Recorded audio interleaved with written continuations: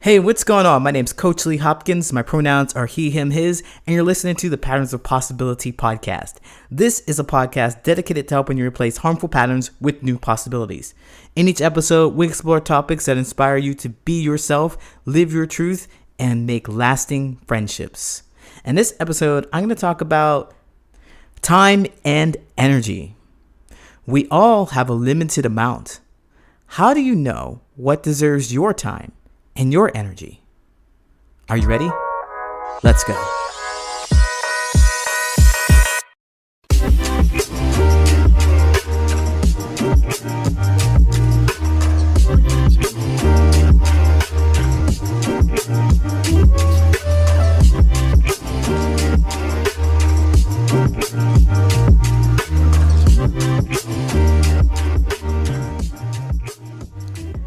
The other day I was grocery shopping without a list, per usual, that's my jam, because I don't need a list. I already know what I like.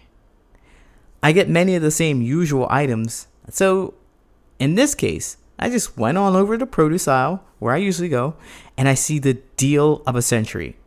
Avocados are on sale for just 59 cents. 59 cents. Now this is a huge deal for me for three reasons. Number one, I love avocados. I love them. Number two, they're priced at less than half the usual cost. And number three, I love a great deal. I love a great deal. So this was a trifecta. I didn't have to think. I loaded my basket up with 10 of them. Yes, 10. Because I was no fool. I was not going to miss out on the deal of a century. However, being a single man living alone, I found that this wasn't the savviest way to spend my money. Because avocados are a bit temperamental. They ripen at different rates and they can over-ripen pretty quickly. They're like a bunch of bananas that you buy with the intention of eating them over the entire week. But within 2-3 days, they all become ripe. And before you know it, they develop big brown spots and they're ready for the trash. But knowing how temperamental they are, I was careful to take my time to choose different ones at different levels of ripeness. Even though I had carefully chosen, I was still unfortunately only able to eat half before they spoiled. Darn, I lost out on more than what I thought I would gain. I wasted my time and energy sorting through the lot to find the perfect ones. I wasted food that someone else could have eaten. And worst of all, I wasted money that I could have spent elsewhere. That's when I realized that my approach to choosing avocados was my approach to choosing a lot of things in my life, including my friendships. You see, I had this intense fear of missing out on the deal of the century. And my short-sighted love for avocados and great deals created a real problem for me in the long term. I spent precious time focused on getting as many of those cheap avocados as I could while not paying attention to the more important things like my normal eating habits and my desire to have other foods in my diet for that week. That was a huge mistake. Any nutritionist or dietary expert would tell you that our food purchases must be based on our desires to reach fitness goals or our bodily needs. The long-term outcome should be the driving force behind our choices. So for me, buying avocados because they were on sale wouldn't benefit me in the long run. It didn't matter how much I liked avocados and deals. As soon as the excitement of the deal and the fear of missing out dissipated, I cared less and less about eating avocados. In fact, not only did I no longer see them as the deal of the century, I grew sick of them, and I didn't want to buy another one for a very long time this century. The point is, this phenomenon happens to us with our relationships and our friendships. Initially, we get really excited that someone is present with us, so we invest all our energy and focus on them. We don't check our list, grocery list, or a list, any list, to see if they meet our needs as a friend or romantic partner. In fact, we carry the attitude that I know what I like and maybe not even have a list based on our own needs, habits, or preferences. What I discovered is that it's not enough to have a rough idea of what we want. We have to know exactly what we want and exactly how much of it we can handle. Without that awareness, we end up with friendships that feel one-sided. We fall into relationships that we feel like we've wasted our time and our energy on. We buy too many avocados and grow regretful of our investment, right?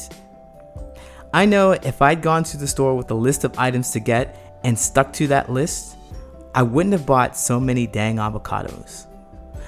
I would have gotten exactly what I wanted and exactly what I needed. I would have been much happier with my investment. When developing friendships and relationships, you must be that choosy. It is your time, it is your money, it is your life. Get exactly what you want. I want to encourage you to create your own unique and specific, quote, shopping list. We'll call this your core connections list. In my experience, I've found that if you have 3 attributes that are alike, 3 core attributes that are alike, that are similar, that you're looking for, you are going to make a better connection than if you don't have any. In your list, you're going to be looking for people who share a similar history, hobbies, and habits.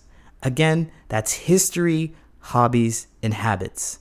A shared history could be a shared experience over being an LGBT person, which is something that I share with people. I look for that in connections with people. And hobbies, for me, it's board games. I love board games, so I can connect with people on that. And then habits. Well, if you're a person who gets up at 5 a.m. versus a person who gets up at 12 a.m., 12 p.m., whatever, a huge difference in time, you're going to have a different set of habits that you maintain throughout the day.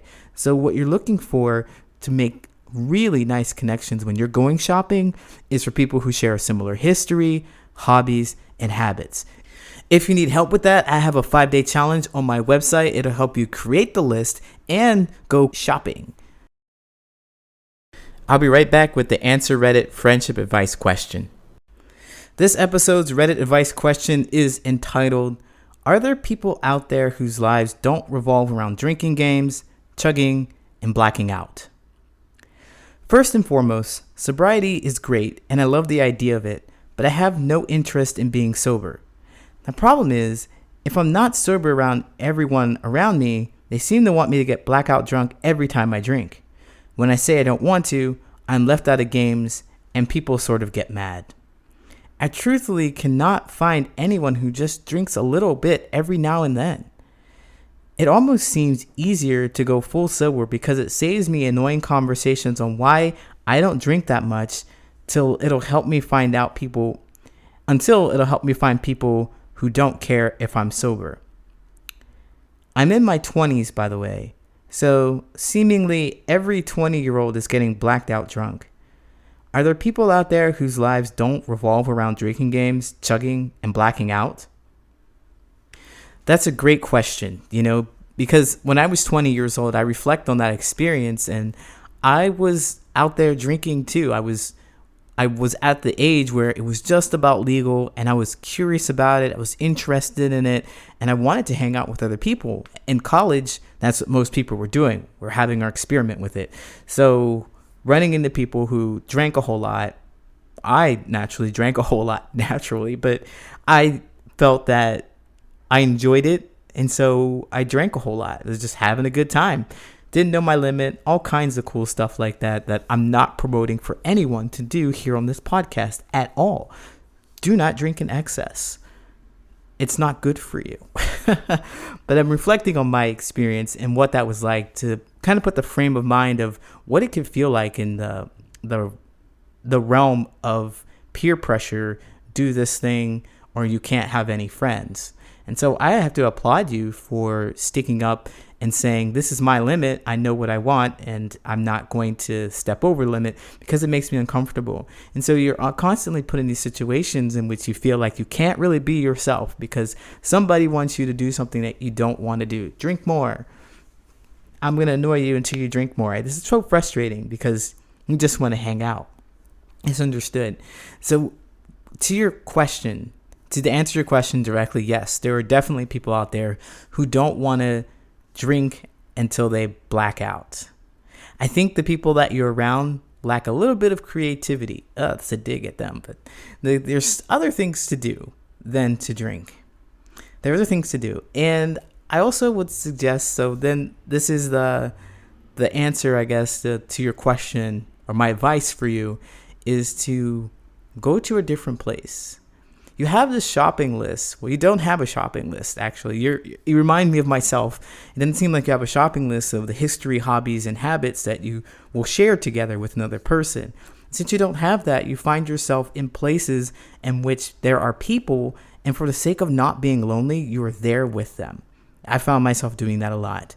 I shut down bars. I made friends with bartenders. I stayed out bars after they closed and hung out with bartenders, because that was where I was. That was that space where I was. That was our shared thing. Our history, hobbies, and habits was all about drinking. It's all about drinking. And so once I started to refine those things, my history, hobbies, and habits, once I started to refine what I wanted people to know about them, and then start showing up to places in which I could celebrate those or talk about those things, then I found myself around people who were really interested in the core of me, like who I was. And I think that's what you're looking for. So yes, there are tons of people out there who don't want to drink, but you also have to make a list and go to those places. You also have to know what you're looking for. It's not enough to just know that you want someone who doesn't do something, who doesn't drink, who doesn't play video games, who doesn't talk all the time.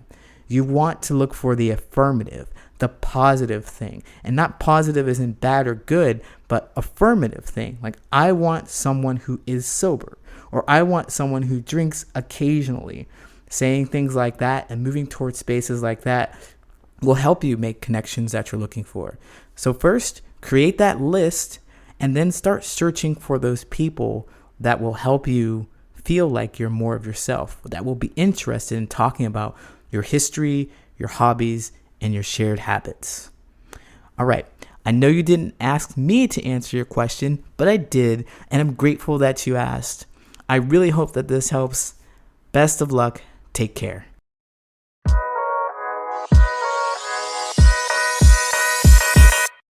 My name is Coach Lee Hopkins, and you have been listening to the Patterns of Possibility podcast. You can find me at patternsofpossibility.com and on all social media at Patterns of Possibility. And as always, I want to encourage you to be yourself, live your truth, and there you'll make lasting friendships.